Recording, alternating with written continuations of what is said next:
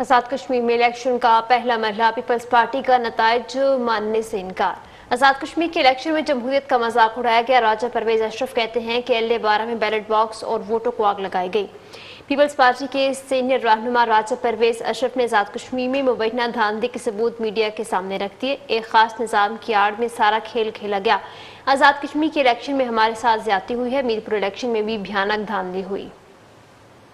हल्का LA-12 एक शख्स जो है पहले वाले बैलेट बॉक्सेस उठाए, बैलेट पेपर्स को निकाला और सबके सामने जो है वो आग लगाई और हमारे लोगों को वहां पर मारकर एक जत्थे ने हमला किया। ये एक खास किस्म का टेरर था, एक खास किस्म का निजाम वज़ा किया गया जिसकी आड़ में ये सारा खेल खेला गया। ये एक ऐसा इलेक्शन था जो सिर्फ जिसमें इतनी नाजायज और इतनी भयानक धांधली हुई है जिसकी मिसाल नहीं मिलती।